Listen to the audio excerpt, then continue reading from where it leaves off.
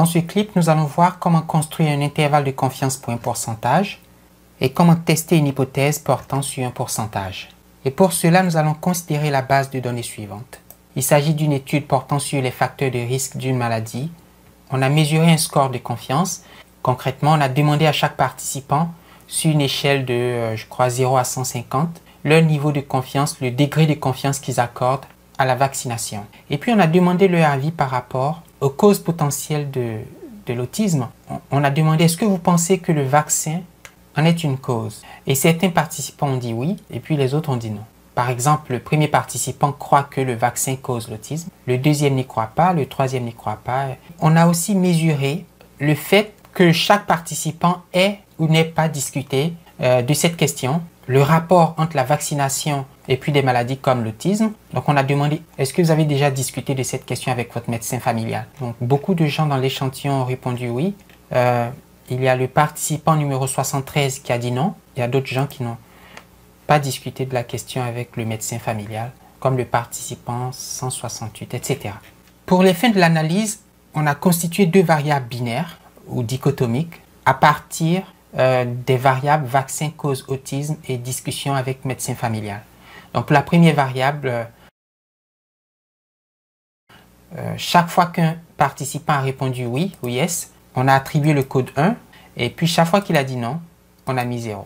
Alors pour analyser ces données, déterminer la fréquence, le pourcentage, la proportion des Canadiens, puisqu'il s'agit d'un échantillon tiré de la population canadienne, qui croient que le vaccin est une cause d'autisme. On peut estimer un pourcentage à partir de cet échantillon et vous allez voir qu'on va le faire sous SPSS.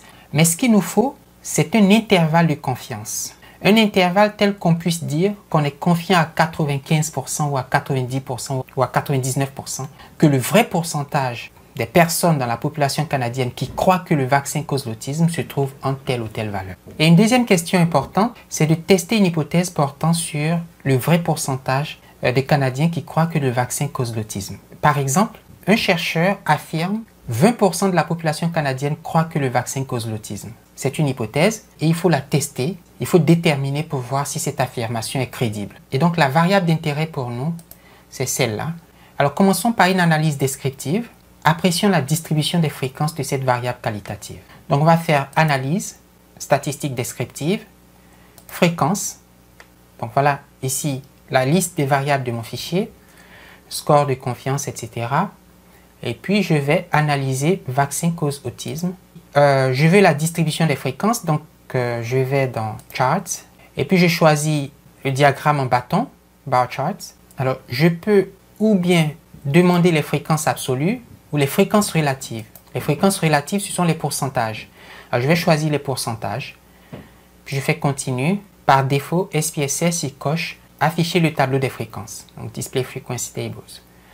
Et je clique sur OK. Donc, voici la distribution des fréquences de l'échantillon, c'est-à-dire la proportion des Canadiens de l'échantillon qui croient que le vaccin cause l'autisme. C'est ce petit rectangle. Et si vous demandez que vaut ce pourcentage, il vaut à peu près 20 quelque chose %, mais le tableau ci-dessus nous dit exactement que ce pourcentage est de 24. Donc 24% des Canadiens de l'échantillon croient que le vaccin cause l'autisme, alors que 76% n'y croient pas. D'accord? 76% n'y croient pas. Alors ça, c'est pour l'échantillon.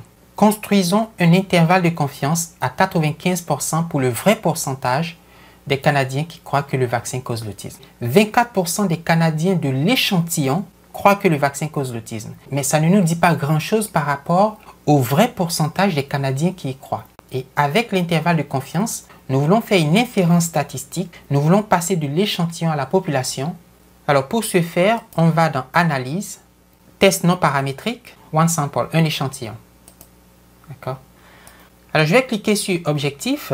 Et dans Objectif, vous avez trois options. On va choisir la troisième option qui nous permet de spécifier selon nos besoins les conditions de l'analyse. J'ai choisi Customize Analysis. Et puis ensuite, on va choisir Fields. Vous avez ici la liste des variables. Bon, je vais mettre cette variable ici.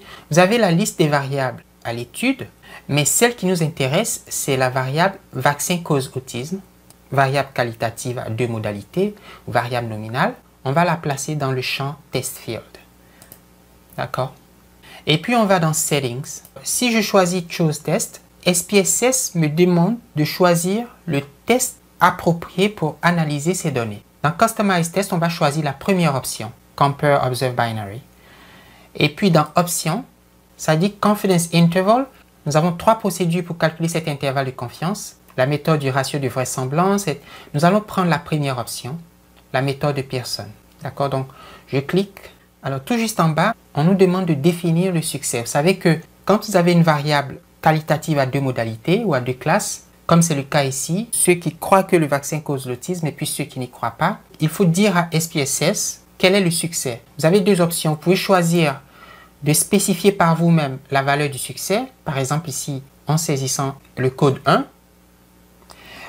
ou simplement, puisque les données sont binaires, 1, 0, SPSS comprend que 1 correspond au succès et 0 à l'échec. Le succès, c'est la catégorie qui nous intéresse. Nous cherchons un intervalle de confiance pour la proportion des gens qui croient que le vaccin cause l'autisme. D'accord? C'est ça le succès. Ici, vous avez une cellule qui dit Hypothesized Proportion. Pour le test d'hypothèse, nous allons ici mettre la valeur du pourcentage de la population canadienne qui croit que le vaccin cause l'autisme sous l'hypothèse nulle. J'ai pris l'exemple de ce chercheur qui croit que 20% de la population canadienne croit que le vaccin cause l'autisme. Alors j'ai marqué ici 0,20. Si on croit que 30% croient que le vaccin est un facteur de risque, eh bien on va mettre 0,3. Puis je clique sur OK. Tout juste ici, vous avez Test Option. Si vous y cliquez, SPSS demande pour le test d'hypothèse le niveau de signification. Nous allons faire un test au seuil de 5%. Et puis pour l'intervalle de confiance, le niveau de confiance. Alors le niveau habituel pour la construction des intervalles de confiance c'est 95%, mais vous pouvez changer. Par exemple, vous pouvez aller à 99%, 90%. Je vais garder 95%. Et puis dans User Missing Values, on va demander à SPSS d'exclure les valeurs manquantes de la base de données. Et puis je vais cliquer sur Run. Voici le tableau obtenu. Ce tableau nous donne les résultats du test d'hypothèse. Alors faites un double clic dans ce tableau. Alors vous demandez où se trouve l'intervalle de confiance. Eh bien il se trouve tout juste ici. Ça dit Hypothesis Summary View. Si vous cliquez, vous avez Confidence Interval Summary View. Donc cliquez pour voir l'intervalle de confiance. Donc le paramètre, c'est la probabilité de trouver un individu dans la population canadienne qui croit que le vaccin cause l'autisme. La proportion observée sur l'échantillon, c'est 0,24 ou 24%, comme on l'a vu. Et l'intervalle de confiance, il a 2 bornes, une borne inférieure et une borne supérieure. La borne inférieure vaut 20,4% et la borne supérieure 28%. Et ça veut dire que nous sommes confiants à 95% que le vrai pourcentage des Canadiens qui croient que le vaccin cause l'autisme, ce vrai pourcentage qui nous est inconnu, se trouve quelque part entre 20,4% et 28%.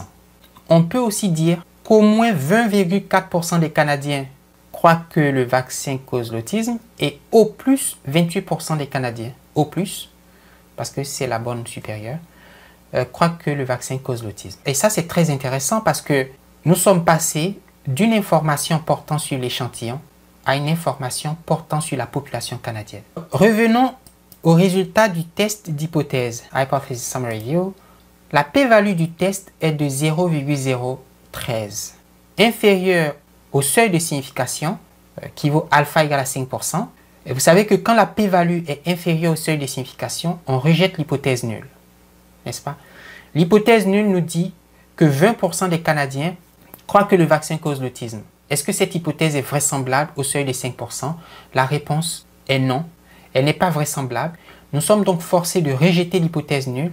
Et vous voyez, dans la décision statistique, SPSS dit « Reject the null hypothesis ». On rejette l'hypothèse nulle et on accepte l'hypothèse alternative.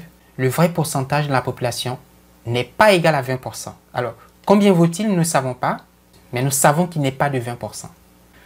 L'intervalle de confiance nous en dit un peu plus.